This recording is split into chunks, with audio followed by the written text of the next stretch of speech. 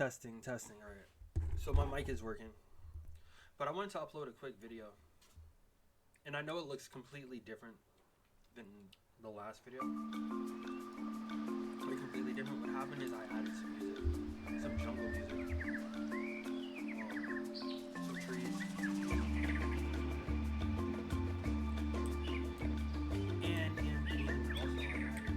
you approach this guy, he'll actually turn towards you. Welcome to my tutorial series. Here you will learn how to create a basic controller for a humanoid character. I can fix that real fast, actually. I'm also going to increase the texture pool size.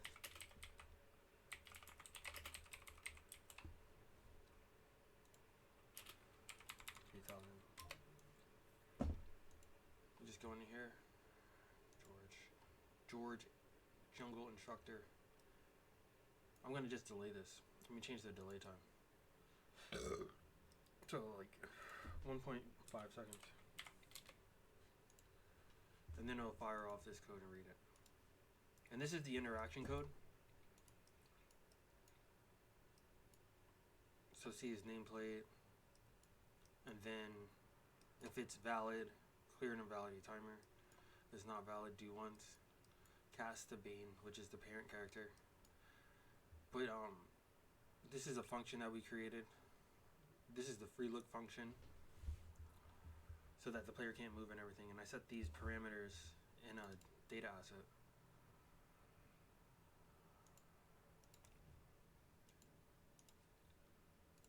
Sometimes this resets, sometimes it bugs out. Sometimes.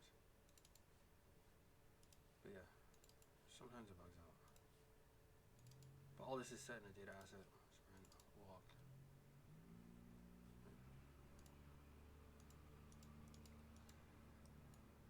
Right, then play montage. Play a montage. And if I wanted to, I could just make a child of him, so that whenever I leave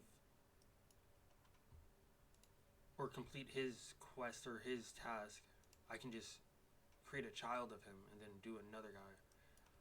And then spawn sound attach.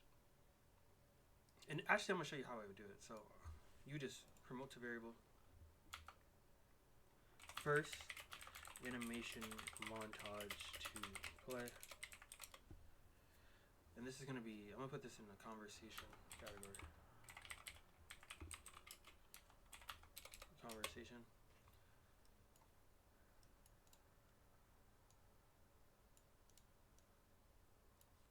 Compile. Right, so it's going to play his intro. And then there's going to be the sound. Conversation. First conversation sound to play.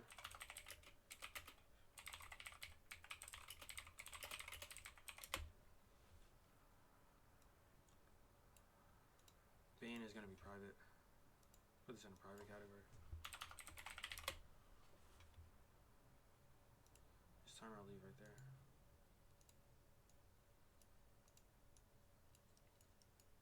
That's his intro. I set it as a variable. So no matter what, this is always going to be set. This audio component is going to be always set to this thing. So it's always going to, the code's never really going to be affected. I just have to change the variables, and this will always be the same thing. It'll always be relative to this variable right here.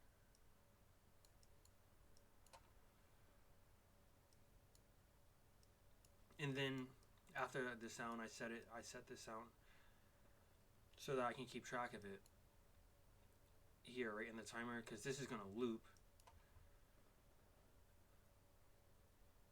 It's going to loop because I set it to looping. For every 0.4 seconds, it's going to fire this off, this custom event.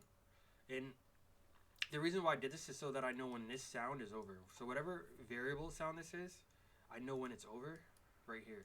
And whenever it's over, I want it to do something else. So it delayed for 1 second. I can make this a variable too. How long do I want the second animation to play? Actually, I'm going to do that.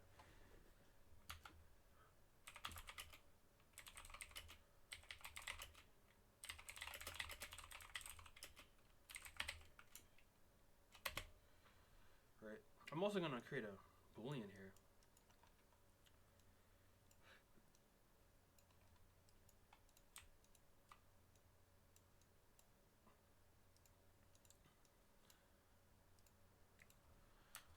should play second sound and animation?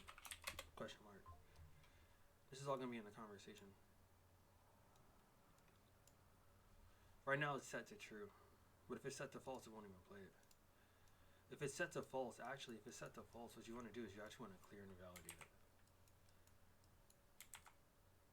Just clear and invalidate timer. Wait, actually, let me think. Yeah. Clear and invalidate. So his intro's over. I'm gonna delete this fin string. And then you do the exact same thing. You just create another variable. And then I set it to walk. So after the second part of the animation plays, the player is allowed to walk again. Which is actually really important, because now I'm going to copy and paste this and put it here.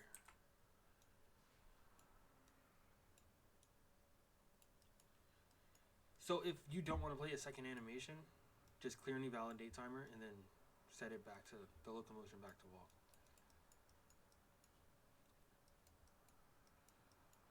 We're going to create another variable. Second sound cue of conversation. Second animation to play of conversation.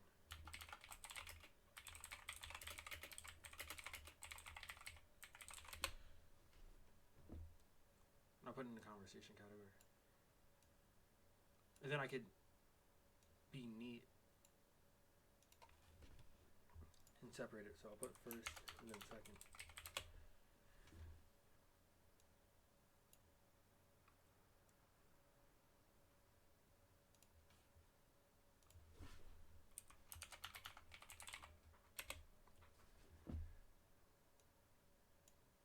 I'm going to put this in the second category also.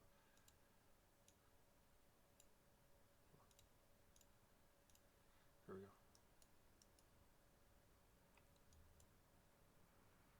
So now I could just reuse this logic through a child.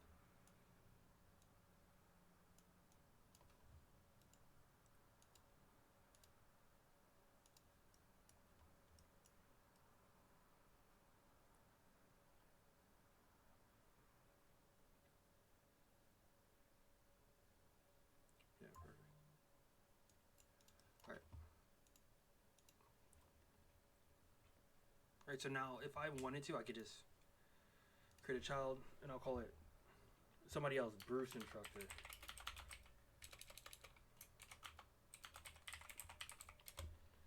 And he's another guy, right? He's another person. He's on another part of the map. And normally what you would want to do is you would actually want to probably use like another skeletal mesh to I'll change it. You probably want to use another skeletal mesh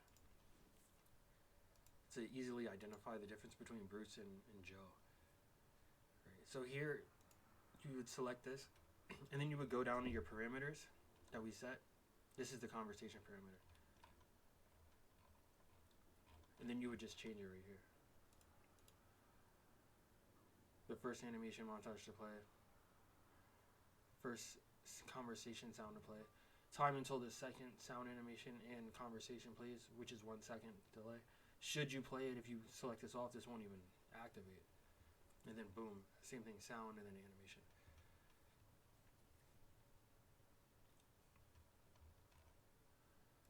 Joe intros timer. I'm gonna set this to private also.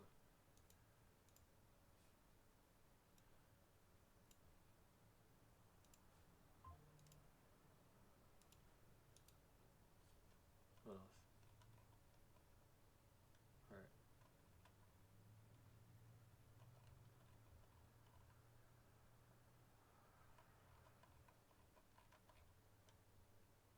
I could have sworn there was like another parameter I wanted to play with.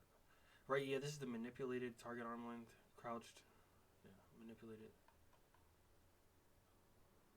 Movement enum. Movement enum. Why is this here? Huh. Why is that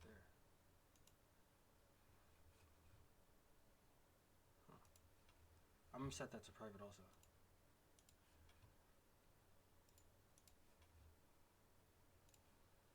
Okay. And that shouldn't break anything, yeah, because it's preset in function. I could just change it here. I could change it like crouch or whatever. So wall.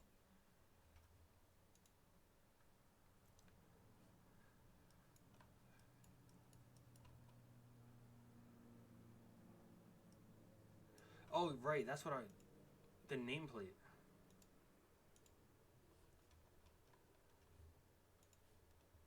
Where's the nameplate stuff? There should be nameplate parameters. I don't see it.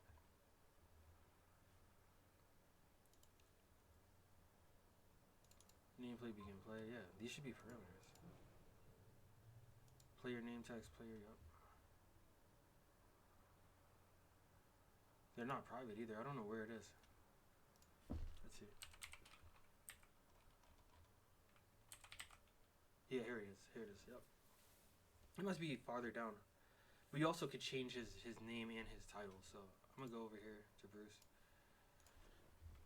Player name. His name is gonna be Bruce,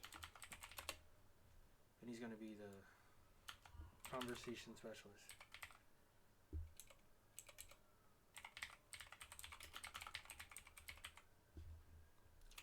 And I just wanted to show that in case you wanted to add another instructor to your